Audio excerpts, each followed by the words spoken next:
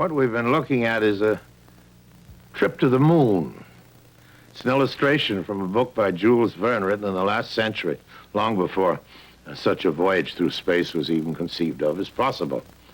Reality has more than once been foreshadowed by fiction. But here, just for example, is something that goes beyond, far beyond, anything we might ascribe to mere coincidence.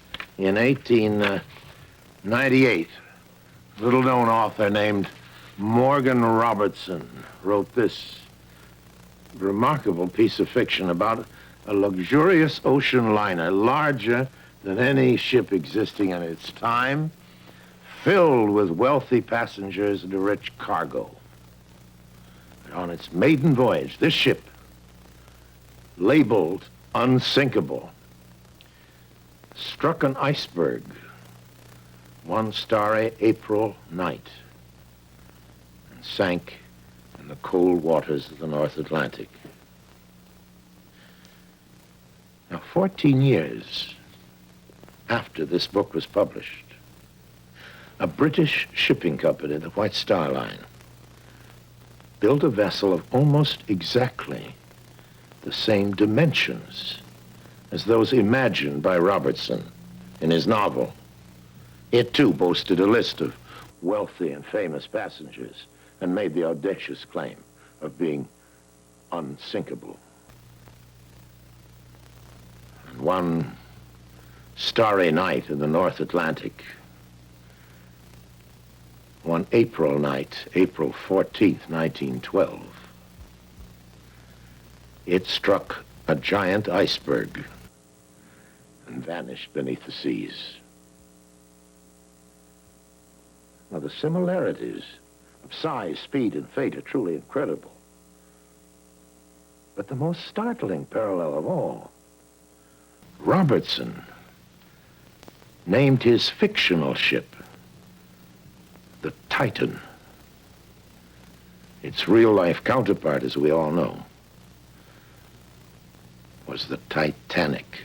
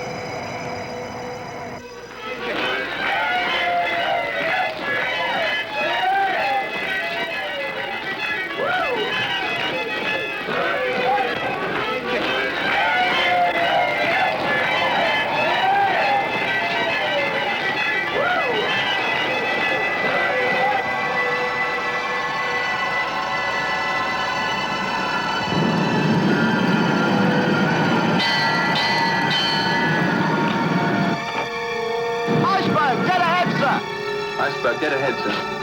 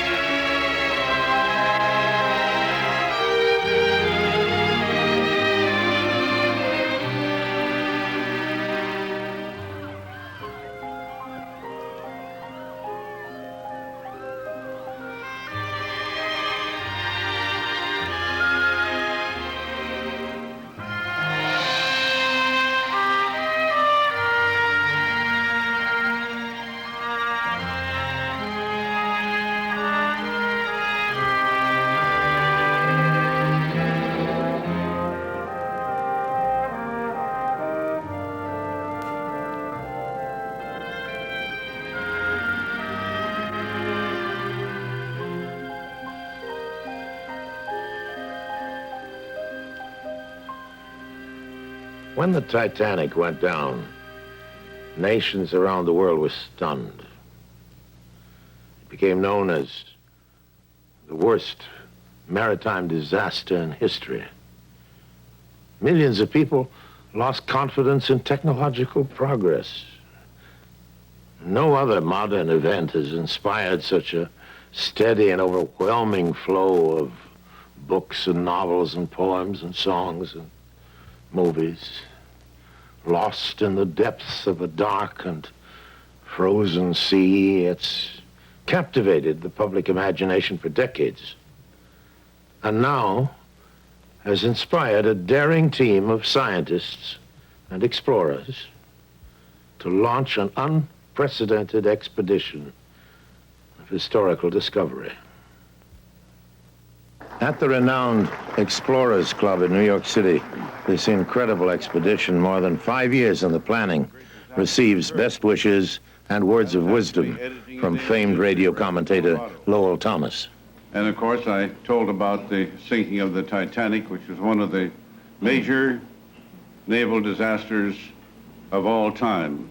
Expedition leader Michael Harris announces dramatic plans to search for and locate the great ship Titanic, and then to actually film the famous vessel as it lays in its watery grave more than 2 miles beneath the storm-tossed North Atlantic seas. But we all intend to discover the Titanic. Yes. Why was it going through iceberg-infested waters at 22.5 knots. Search is being financed by Texas oil man Jack Grimm, a daring investor well known for backing adventurous and difficult expeditions. And that's one of the answers that we hope to find when we reach the Titanic. It's a big, dark ocean. The uncertainty, if you take Technological and scientific activities will be coordinated by Dr. William Ryan from Columbia University's Lamont Doherty Geological Observatory. Circle that radius, the difference of those positions, you have a real piece of real estate the size of Rhode Island. And of course, where the Titanic is and what's left of it is a great mystery. And if Mike Harris and Mr. Grimm and their colleagues can solve that riddle, it will certainly be a magnificent thing to accomplish. And I'm sure that everyone connected with the Explorers Club is anxious to cooperate in some small way. And good luck to you, Mike, and good luck to you, Mr. Grimm, and so long until tomorrow. On July 7th, 1980, a 39-member crew assembles at the Tracor Marine Shipyard at Port Everglades, Florida, in preparation for an historic voyage. Using the most advanced oceanographic equipment available, they will scour the ocean floor in an area 300 miles southeast of Cape Race, Newfoundland. Somewhere 13,000 feet below, in the dark, icy waters, they hope to locate and photograph the wreck of the unsinkable Titanic. With all gear and personnel loaded on board and the technical equipment fully operational, HJW Fay makes preparations to sail. Okay, Chief, we're all set to go. It's the beginning of an unprecedented and ironic voyage into history. 39 men, aided by the most advanced technology that science has available, setting out to unlock the mysteries of a glorious old ocean liner once thought to be indestructible. On that chaotic and terrible night in April of 1912, a dream was suddenly transformed into a nightmare. Overconfidence and arrogant pride were swallowed up by the relentless dark sea. And now, in the quiet and solemn heat of the Florida night, everyone aboard the research vessel Fay is careful not to whisper any claims of being unsinkable. Have a good trip. Relax. Don't hit any icebergs. Thanks. Steady. Steady.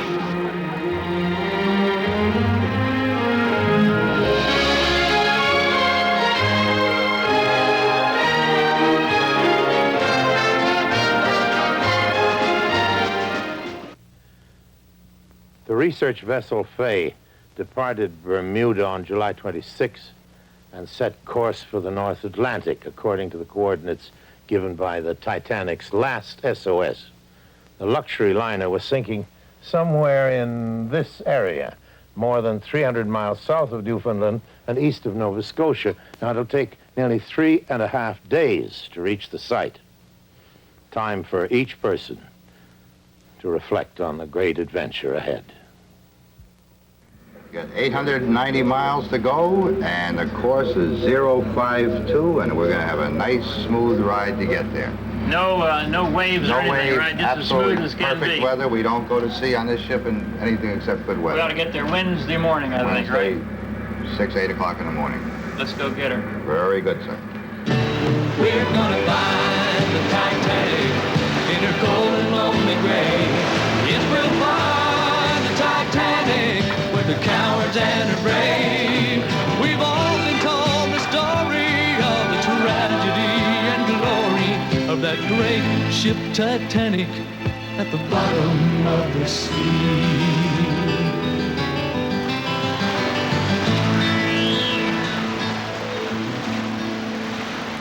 Norm, why did you decide you wanted to captain the Fay to go find the Titanic? Well, the regular captain wasn't available, and I know the ship as well as anybody, so I figured I better take it myself. You don't care anything at all about actually being here to find the Titanic? Maybe a little bit. The place at which Titanic thought it was at the time it sent out its SOS signal is right here at this spot we've labeled Site 1. Let's put it, we got one Some bill. kind of a marker on there. She was headed in this way, ran into the ice pack that was about in here somewhere. The next nearest ship was the Californian, which was headed in pretty much the same direction and was ahead of Titanic. When she got to the ice along about 10 o'clock at night, her company policy was that they would stop and just wait it out. And so she stopped, and it was while she was stopped that Titanic came in and Hit the ice. Hit the ice. Yeah. Some people think that people on the Titanic could see the Californian, in which case one of these two positions is in error because they're too far apart for that in any realistic way. So the Titanic could conceivably have been up as far north as here if the Californian's position was right. Or if in fact we find the Titanic here where she thought she was, then in fact the Californian has to be down here. Either that or it exonerates Captain Lord of the Californian, who claimed that he was too far away to have been any use. That's just one of the arguments that will resurface, I presume. And we no matter what happens. we hope we'll be able to clear that up.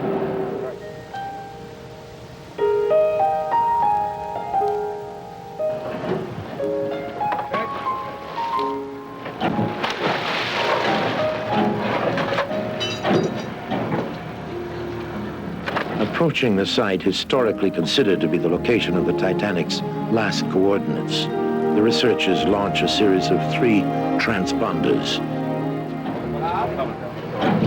They are dropped into the ocean at 5-mile intervals in a triangular pattern around the site.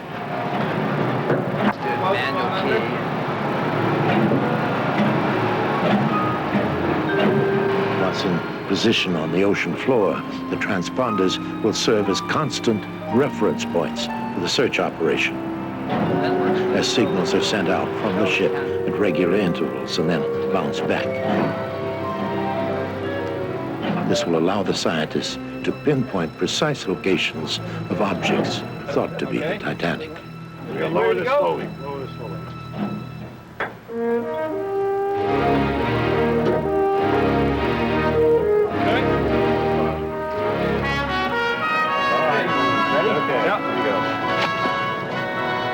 Now, watch your sink. There she goes.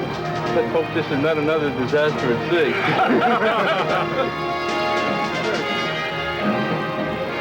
My God, being attacked by a shark. Hey, a fish is nibbling at the line. That's what's wrong. It's leaking. There it goes. Goodbye. Down it goes. Now, there's the final. One more success. As we came into the area, we headed north.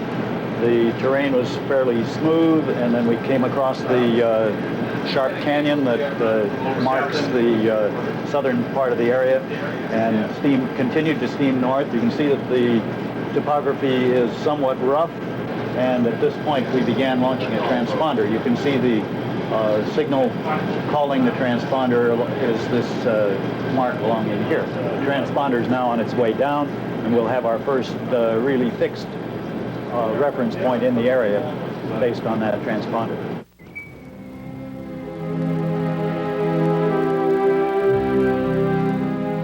In this animation, a signal is sent out by the ship's echo sounder and then bounced back by the transponders. A device towed out of the ship interprets the returning signal and then transmits the information to computers on board for analysis by the scientific team.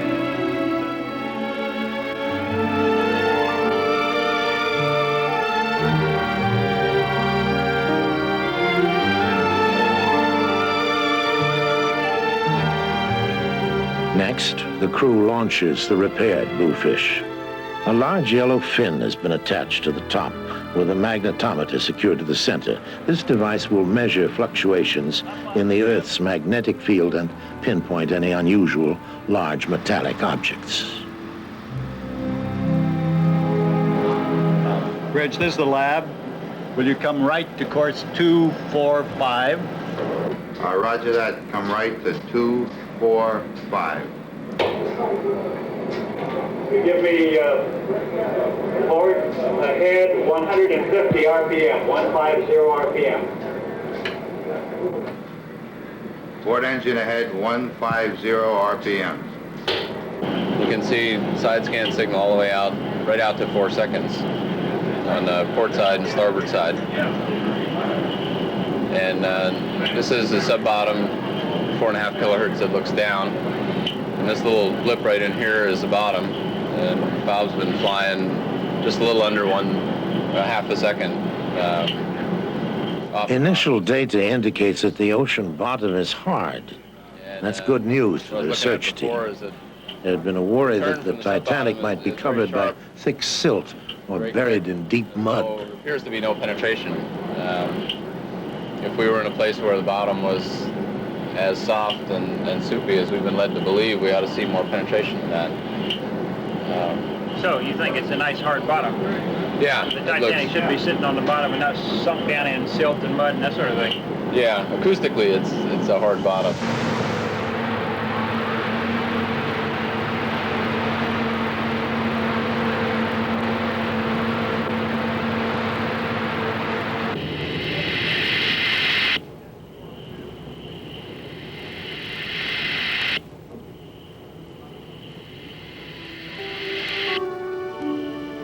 The side scan sonar on the Bluefish emits a pulse that literally paints a computerized two-dimensional acoustic image of the ocean floor.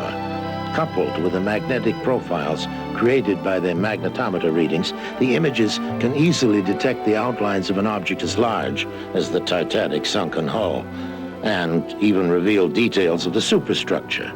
Scientists will use this information to piece together a mosaic composite of the wreck, verifying that it is indeed the Titanic. Transponders. The fish right now is interrogating them, and we're getting replies.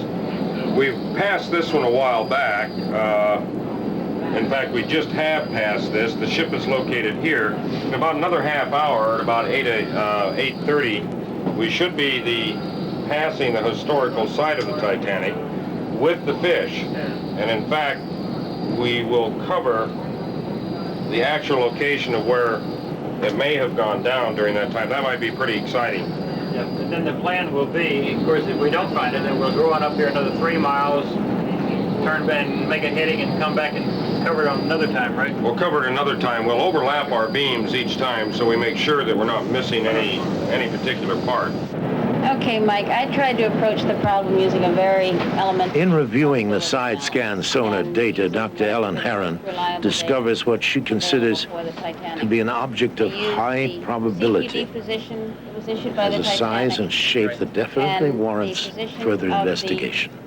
Carpathia and the survivors that was given by the Mount Temple early the next morning. Now, this fixes the navigation fixes that were given by both the Titanic and the Mount Temple, you can assume, have at least a 5-mile radius of confidence. And what I did was I first drew circles with a 5-mile and then with an 8-mile radius around those two positions. Where they intersect ought to be the most probable area where the Titanic could have gone down, somewhere between where she issued the CQD and where the survivors were sighted at the first dawn sighting the next morning. So it's an area approximately, what, 10 miles long by 6 or 8 miles wide? And that's correct. 3.3 north, 38.8 west, heading right this way. I don't know, Chuck. You got some small problems. Got a hurricane heading this way and a gale heading this way. I don't know what's going to hit us first. That really sounds good, doesn't it? Charming, just charming.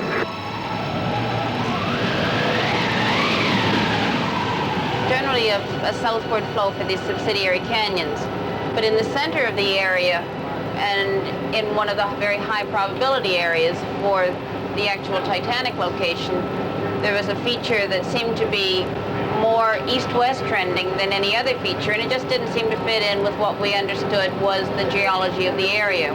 Could something be blocking that? Would that cause that, or what would you suspect? Well, that's what I wondered, and we went back. We also, from our first crossing of the feature with the deep tow system had detected a reasonable shadow and some kind of a strong signal from this area. So we went back with the 2-second sweep, and finally with the 1-second sweep. We really gave this quite a bit of coverage, and each time we got a stronger shadow, and the amplitudes of the feature looked to be quite reasonable. That's our little For banana. a possible target, right, Chiquita banana. Ellen, we've been through hundreds of square miles of side scan records, but we haven't seen an object like this where we really have a shadow. What do you think causes something like that? The fish is over here, and the shadow starts here and ends here. The dimensions of this shadow are such that it requires a relief of about Titanic. Yeah, this size seems to be the right size for a Titanic and width. Well, this would be the length of the Titanic, and then the height, whether it's the beam or the keel to deck, would create a shadow of about this order of magnitude. Ellen, then what you're saying is if we know the height of the fish and measuring the length of the shadow, then you can figure out the height of the object that makes that particular shadow. That's right. It's just simple elementary geometry. Yeah. And in this case, the shadow that we saw is of the right length to reflect an object that has a relief on that would be the height or the beam of the Titanic.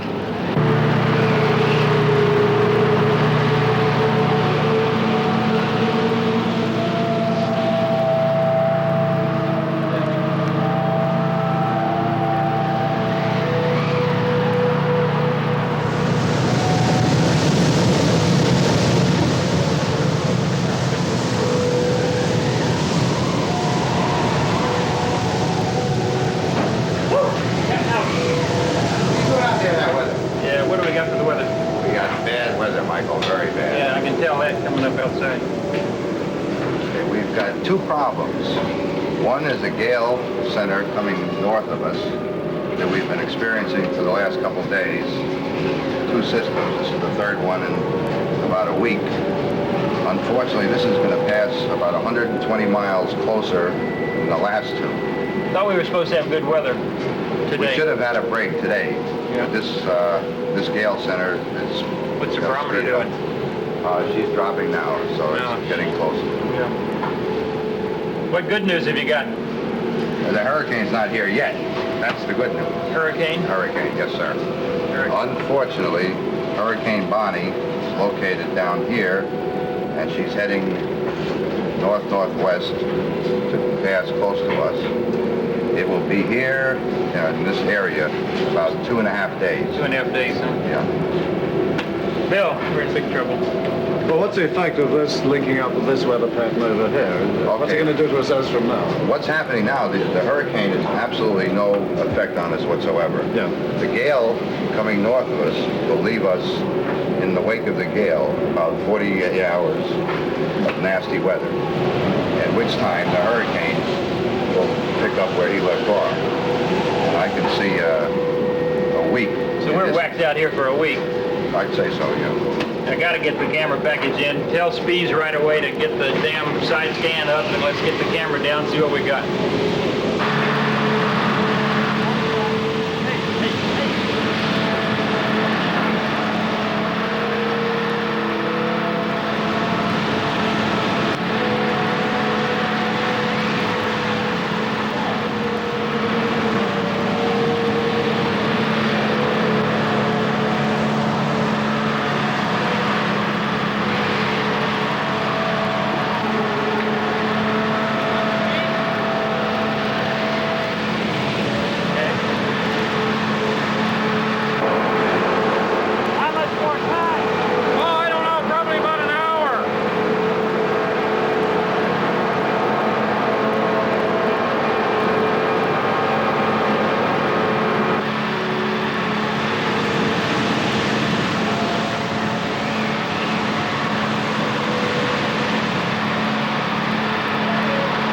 Looked at it before, we had 100 millivolts. All right. No, we heard 100 millivolts, that's not true. We had, Jim, what were the numbers? I think there were like 20 to 50 millivolts coming into this thing.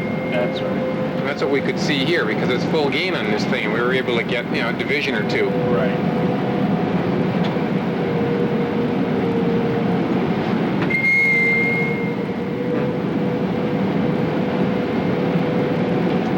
What's the matter with it?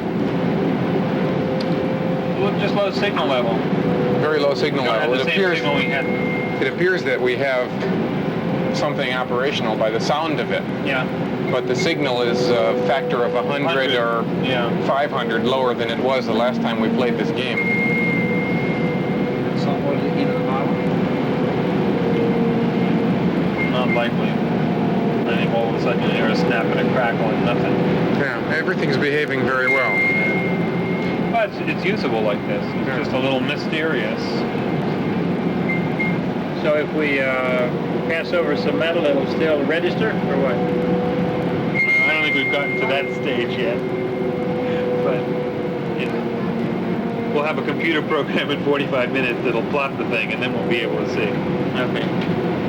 That'll add up to 45 minutes. That's effectively right. We'll be able to see if the magnetic It has field to be nice and stable. varies in a nice orderly manner when we start to lower the magnetometer towards the bottom.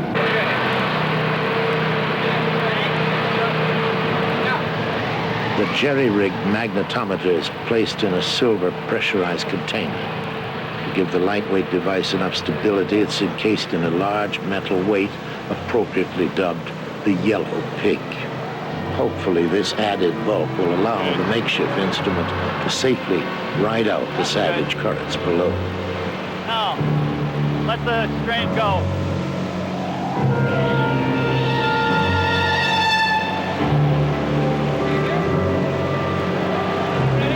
Yep.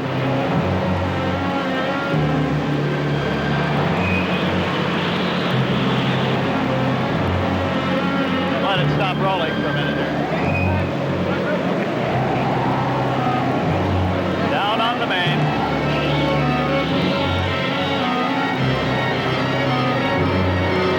Up on the jib.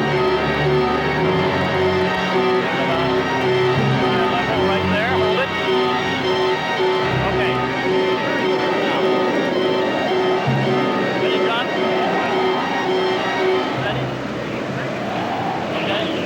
Up gently on the wind. Gonzalez. Hold it.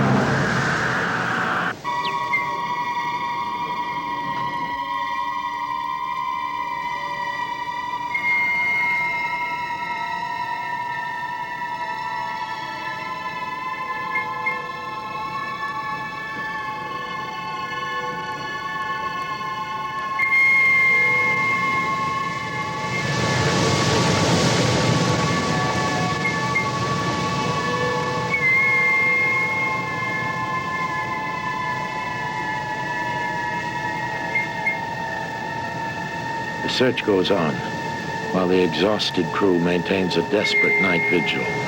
With the camera sled unable to descend, the very last hope for discovery lies with the makeshift magnetometer.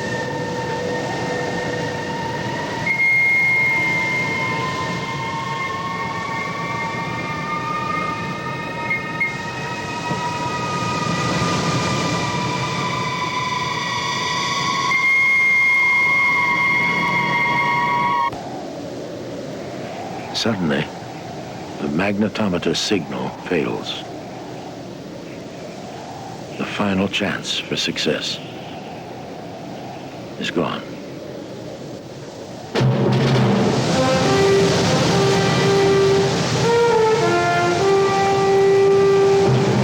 Outside, the powerful sea continues to batter the ship unmercifully. Once again, triumphant over the technological presumptions of mere mortal man.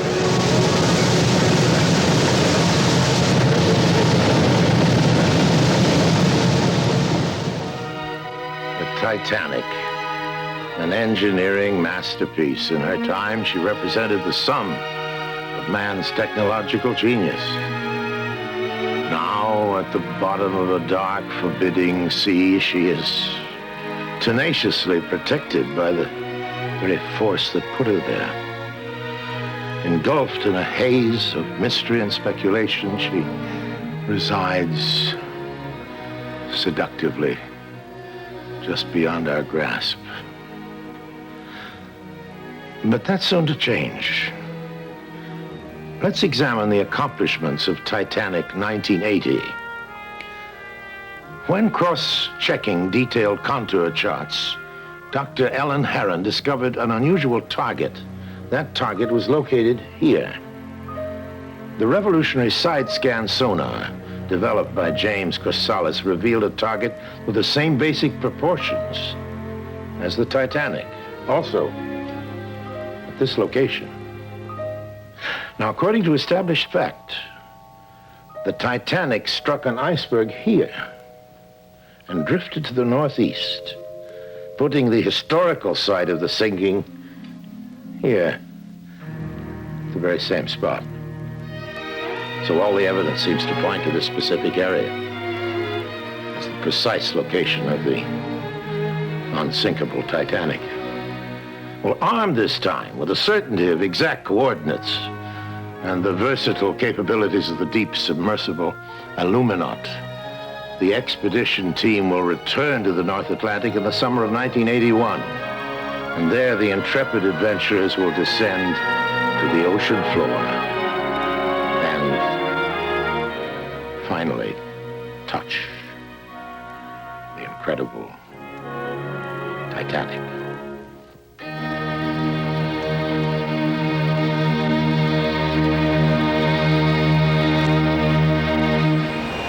Hello, folks. I'm James Drury. I'm about to leave on the most exciting adventure of my life so far. The second Grimm Harris expedition to locate and photograph the Titanic in the North Atlantic.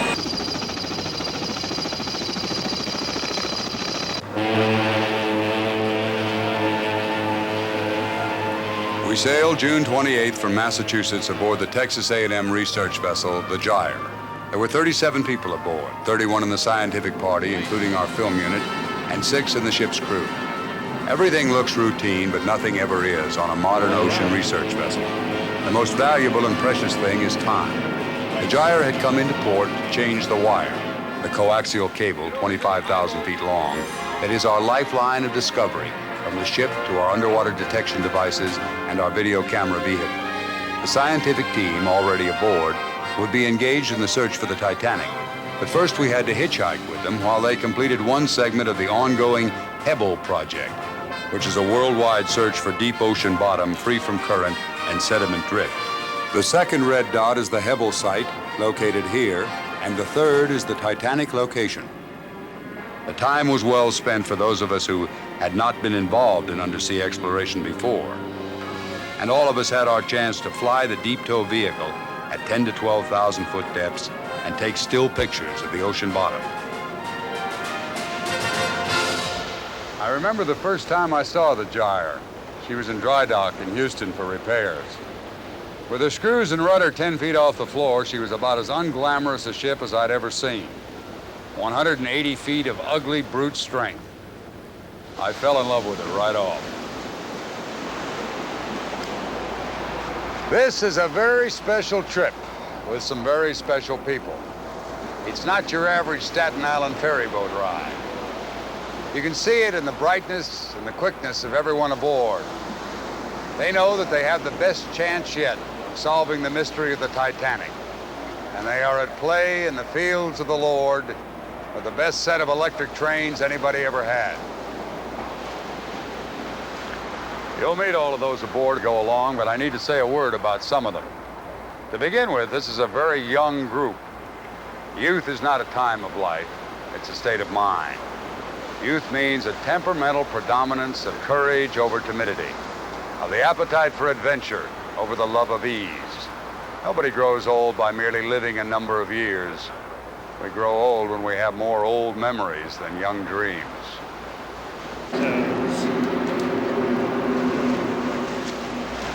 Dr. Fred Speece, Scripps Institution of Oceanography. It's been worth the whole trip to get to know this genial, gentle, brilliant man. Dr. Bill Ryan, Lamont Doherty Geological Observatory. Friendly, interested, curious, doer of impossible things. They and their staffs are the best in their field. Captain Don Armand of the research vessel Gyre, Texas A&M University. Man of the sea, in love with the sea. Mike Harris, expedition leader, dreamer with a dream. A man with the patience of Job and the guts to find a way to make the dream come true. A special quiet hero, Mark Olson, graduate student at Scripps. A young genius who could fabricate a part that couldn't be fabricated and that was not even in his field. Dr. Carl Lowenstein, computer expert, who knows everything. And of course, Jack Grimm, a scientist, a seeker, a gambler, a self-made man in every way. He says he never grew up. He says he's looking for the Titanic because he wants to find it. He says he's at war with the North Atlantic, and I believe him. He makes it all possible. It's a better world because he lives in it. We have 14 sonar targets that were found. While we are underway between locations, we have time to reflect on, discuss, and illustrate our mission and learn. Always learn. Area that came up with 14 different sonar targets, of which 6 are high priority, and out of those 6, there are 3 that they seem to stand out as exceptional. Those are targets 1, 10, and 13. What we do first would be get in there and establish our navigational base. I'll put the So transponders the in. transponders will be in there, and then when we get the magnetic signature, we'll have a place we can return to for pictures. How does a magnetometer work physically? Does it send a signal to the transponder and then to the ship, or does it send a signal directly to the ship? Well, the magnetometer is mounted on the same fish as the side-looking sonar and everything, and that fish does send signals out to the transponders, and they come back to the tow body and up the wire to the How do you differentiate when you find a piece of metal? That's something I don't Well, understand. a piece of iron will distort the Earth's magnetic field, change its strength. So all you're doing with the magnetometer is continuously measuring the strength of the Earth's magnetic field from one point to another. You then see that on the readouts in That's the right. lab? Yes, in real time in the lab. So when you see an anomaly there, you will know. We sure will. At last, we are in the Titanic area and launching our first transponder. This is much more complex than the recovery because we must launch at the exact time that our radio communications with the bridge tells us we have an exact satellite fix of the ship relative to its position on the surface. So we will know where the transponders are relative to the ship and the deep tow on the bottom. The exact amount of cable between the ship and the deep tow is monitored as well, giving us one more point of reference. Each time a transponder is launched, the process is repeated. We are literally bugging the ocean floor, and we have to know where the bugs are.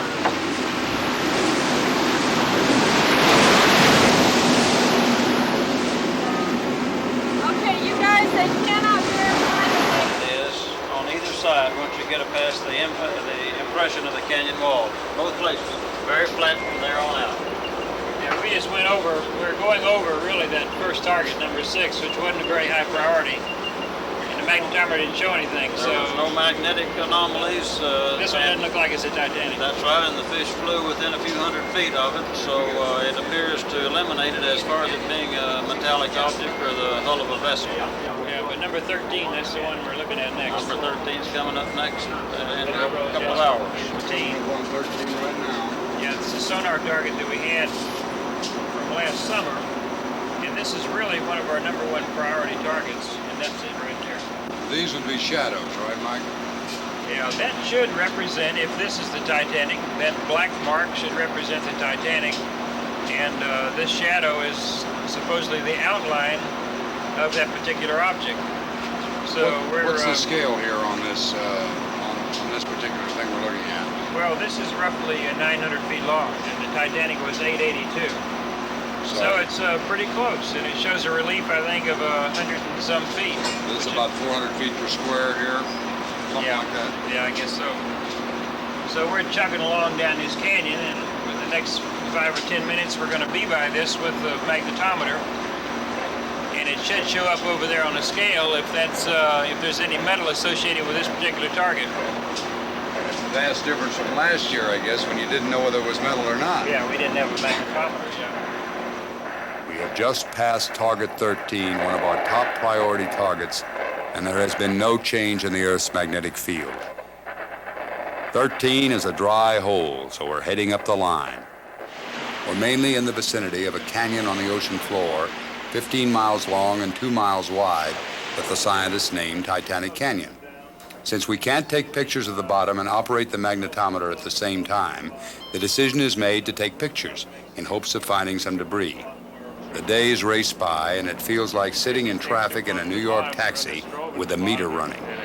Deep Tow carries 3 35mm cameras in pressure-proof housings that each have a 3,200 frame magazine. In order to develop our film, we have to recover Deep Tow, unload and reload the magazines, and make another launch.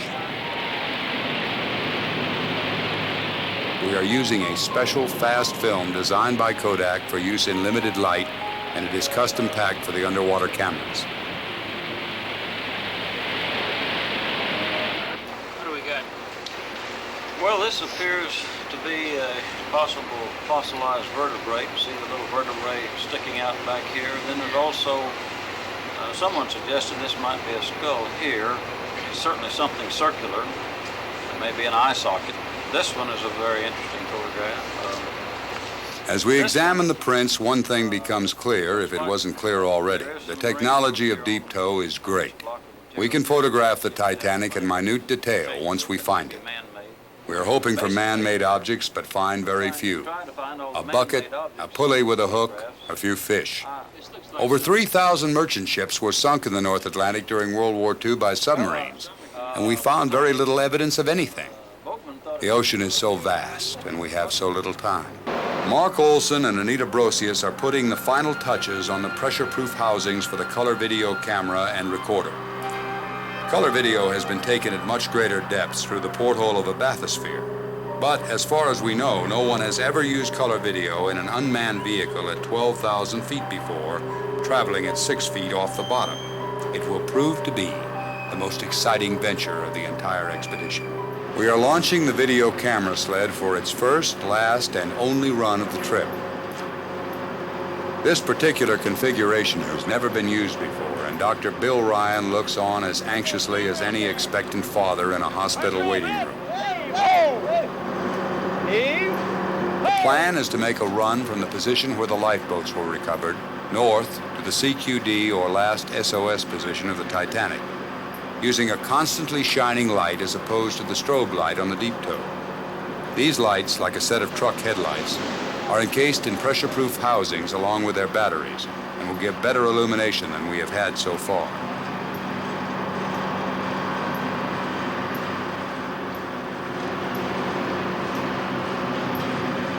This is a last-ditch attempt to recover some physical evidence of the Titanic, at least for this trip, and everyone knows it and says a silent prayer. Everyone who could gathered in the lounge to watch the video, like a bunch of kids around a Christmas tree when the magic moment comes to open presents.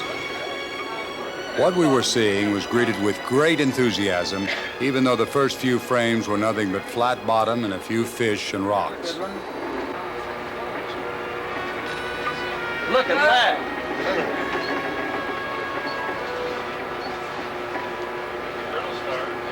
Another good one. Well, Bill, that's what we need the shock cord for, right?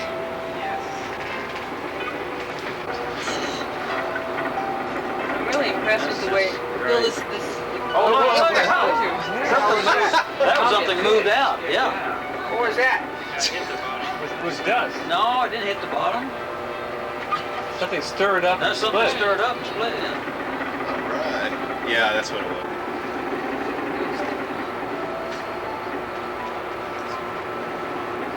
Nope, there's another fish. Upper right, see it? apart. A brain lot of some kind.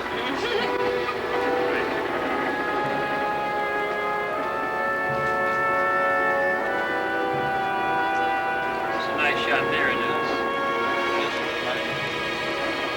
Oh, there's something there. Look! Oh, And there it was, a few frames of videotape we would look at again and again. Its immediate impression caught the eye and froze the mind. A propeller blade from a large ship. But the scientific method is cautious by definition, and much discussion, pro and con, took place. Depending on the angle, the top would look sharp, though, wouldn't it? It has to look sharp, yeah, or else it's not propeller. I thought it looked more like one single blade of propeller. Yeah. Yes. Because the rear blades are three real propellers. The outboard propellers are three-bladed propellers. It looks like the blades are attached separately in the drawings I looked at. And it seems conceivable. It looks like it's just one blade. Right. It looks like, to me, like it's more like the blade's laying more flat on the bottom. I guess if you're coming over the front edge this way, it looks like it's sharp this way. Or running along the leading edge of the blade, rather than sticking up at some angle of being buried in the mud. Jack, let's look at it again. Okay. There it is, man. Look at that. See the curvature of it? Now watch. The consensus ruled out Mark Olson's theory that the blade was laying flat on the bottom. Painstaking measurements estimate the blade to be between 8 and 10 feet tall and place it 16 to 20 feet off the bottom. As we look at this artist's rendering of the hull, we see the course the camera sled probably took as it passed over the blade. All the way back to Boston, the debate continued. Whether the blade we see in this still picture taken from the videotape is the right size and shape to belong to the Titanic. We could not know and did not know until we got home to Texas that on Jack Grimm's desk was this picture of two commercial divers from Scotland, Mr. Simon Martin and Mr. Alec Crawford, with a propeller blade from the Oceanic. This ship, of similar vintage and size in relation to the Titanic, was wrecked off the coast of Scotland 60 years ago, and the similarities between the two pictures speak for themselves. So much so that plans are underway to reactivate the Illuminaut, Reynolds Aluminum's deep-diving submarine, and return once more to the old gray Widowmaker and dive on the Titanic.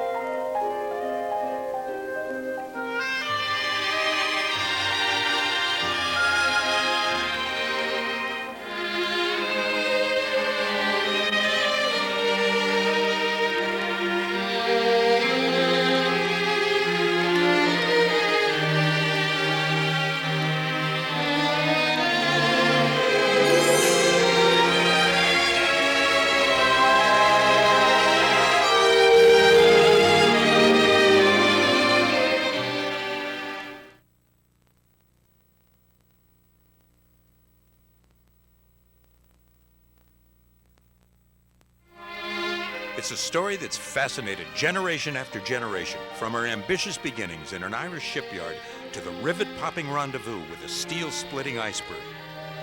Now you can have a scale model of this unforgettable ship in your home for just $59.95. Order two and save $10. Order now. Call 1-800-544-4099. That's 1-800-544-4099. Order now. Call 1-800-544-4099. That's 1-800-544-4099.